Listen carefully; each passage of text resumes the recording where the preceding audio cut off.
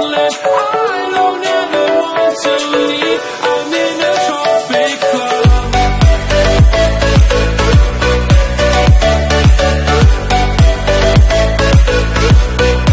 Salut tout le monde, j'espère que vous allez bien. Aujourd'hui on va se retrouver pour une nouvelle vidéo qui est donc un concept que je n'ai pas encore lancé sur ma chaîne qui s'appellera WWE Rewind.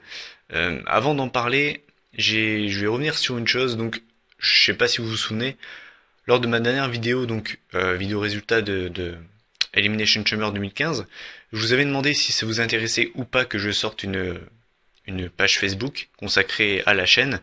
Finalement, je vous avais demandé de donner votre avis en commentaire. J'ai eu que des pour, j'ai eu aucun contre. Donc au final, j'ai lancé ma page Facebook. Donc le lien de la chaîne est dans la description en dessous de la vidéo. Donc voilà, je vous invite à cliquer dessus.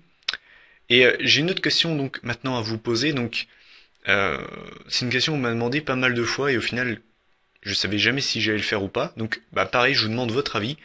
Est-ce que vous voulez que maintenant je note les matchs des pay-per-view et donner une note globale du pay-per-view.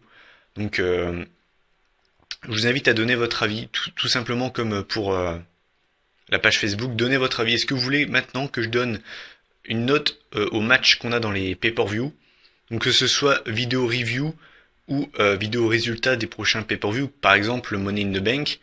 Voilà, est-ce que vous voulez que je donne une note au match? Donc voilà, je vous invite à donner votre avis. Et donc là maintenant, je vais vous expliquer donc ce que c'est ce nouveau concept, donc WWE Rewind. Donc comme son nom l'indique, Rewind, ça veut dire rembobiner. Donc on va rembobiner le temps, on va remonter le temps. Et donc je vais revenir sur un fait qui s'est passé à la WWE. Donc ça peut très bien être un catcheur, une équipe, un segment, un pay-per-view, un match en particulier. Ça peut vraiment être tout et n'importe quoi.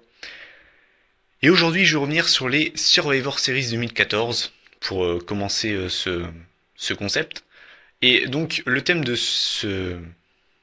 ce thème, ce sera de savoir si, pour moi, selon moi, les Survivor Series 2014 sont surcotés. Je m'explique. On est d'accord, on est, je pense, tous d'accord pour le dire. Hein. Quand on dit à quelqu'un Survivor Series 2014, la première chose qu'on retient, c'est Sting. Mais oui, c'est clair. Oui, enfin Sting fait ses débuts à la WWE, c'est je pense une chose que beaucoup de fans attendaient, ce qui est logique au final. Et je traîne souvent sur des sites spécialisés sur le catch, genre Cage Match, qui à la base est un site où les fans donnent leurs notes sur les pay-per-view. Et j'ai été faire un tour il n'y a pas si longtemps que ça. Et donc j'ai vu la note moyenne donnée donc au pay-per-view était de environ 6,95, donc c'est-à-dire légèrement en dessous de 7. C'est une note pas exceptionnelle, mais bon, voilà, ça va. Et j'ai vu notamment que donc ce pay-per-view avait eu une meilleure note que Hell in a Cell, Payback et Elimination Chamber. Et donc voilà pourquoi, selon moi, le pay-per-view en lui-même sur Survivor Series 2014 est surcoté. Donc on est d'accord, on a eu un mini-event tout simplement exceptionnel entre la Team Cena et la Team Autorité. Je pense que voilà, je vais pas m'éterniser là-dessus. On a eu un super match qui a duré plus de 40 minutes. On est d'accord, c'est l'un des plus gros matchs de l'année 2014, de loin, de très très loin même. Donc voilà, en plus de ça, on a eu les débuts de Sting. Donc vous allez vous dire, mais pourquoi est-ce qu'il dit ça? Donc on va approfondir un petit peu plus la carte pour vous montrer pourquoi, selon moi, le pay-per-view est surcoté. Donc on a commencé la carte avec Miz et Mizdow en équipe qui affrontaient Gold et Stardust. Les Usos et les Los Matadores pour les titres par équipe. Le match a duré 15 minutes. Encore une fois, j'ai pas grand chose à dire de spécial. C'était vraiment un bon match. J'ai beaucoup aimé. Donc pour l'instant, vous allez vous dire, mais pourquoi est-ce qu'il dit ça? Là, on va déjà arriver avec un premier point noir. On avait donc un match traditionnel sur Survivor Series Tag Team Match qui voyait donc s'opposer la team Natalia face à la team Paige. Encore une fois, la durée est bonne. Le match a duré un petit peu moins de 15 minutes. Donc encore une fois, la durée est bonne. Par contre, ce coup-ci, premier point noir,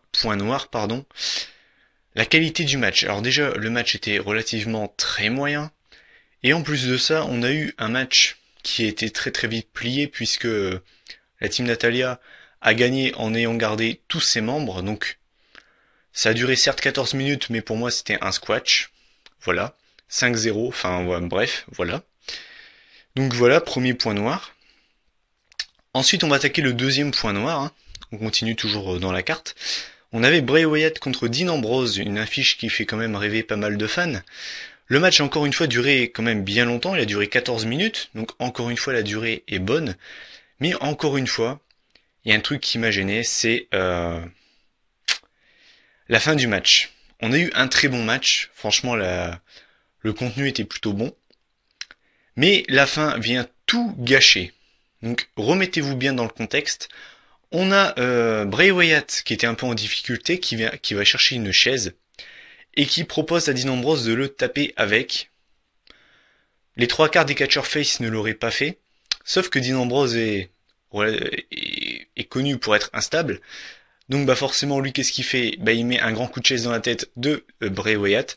Le match se finit par une victoire de Bray Wyatt par disqualification. Donc une fin complètement what the fuck qui vient gâcher vraiment bien le match. Et pour moi, rien que cette fin, pour moi, enlève au moins 2 à 3 points à la note finale du match. C'est dommage, hein. Mais personnellement, en tout cas, je compte énormément les fins de match. Pour moi, c'est aussi important que le match au complet. Vous pouvez avoir un match de 40 minutes, hein. Si la fin ne me convainc pas, pour moi, le match perd toute sa crédibilité. Et ben là, c'est exactement le cas. Donc, très déçu de la fin du match. Ensuite, on avait le mémorable, comment ne pas oublier ce match, le match légendaire. Donc on avait Adam Rose et le lapin, le bunny, qui affrontaient Heath Slater et Titus O'Neil. L'équipe, pareil, monumentale, la Slater Gator. Le match a duré 2 minutes 36. Que le match soit long ou pas, on est d'accord, hein. Ce match-là n'avait rien à faire en pay-per-view. Je pense que tout le monde est d'accord pour dire ça. Donc voilà, encore une blague dans ce pay-per-view. Et on va clôturer au niveau des blagues. Alors là, on clôture plutôt bien. On avait Nikki Bella contre AJ Lee pour le titre des Divas, donc c'était un match personnellement que j'attendais.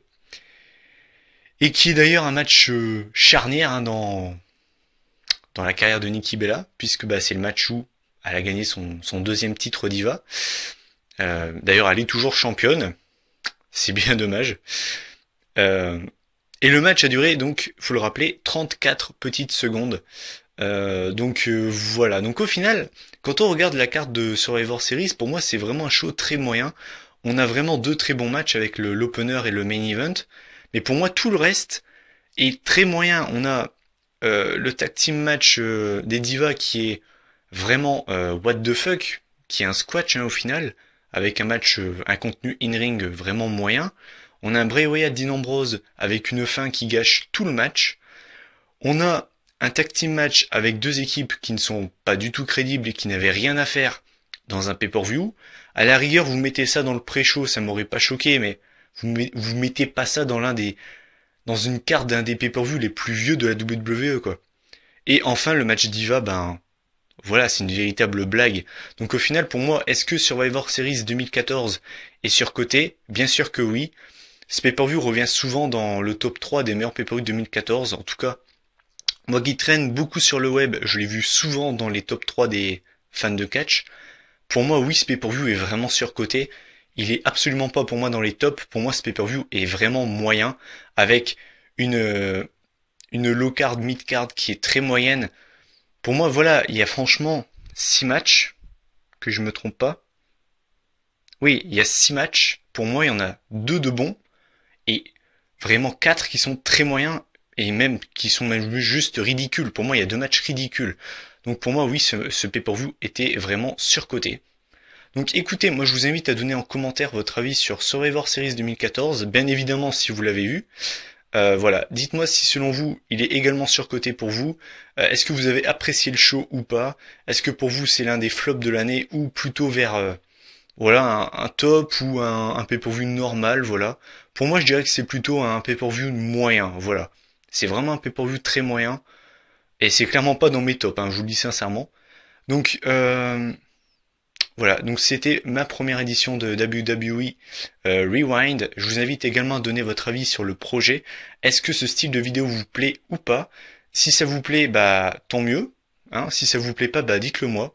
Et je le referai pas et y a pas de souci.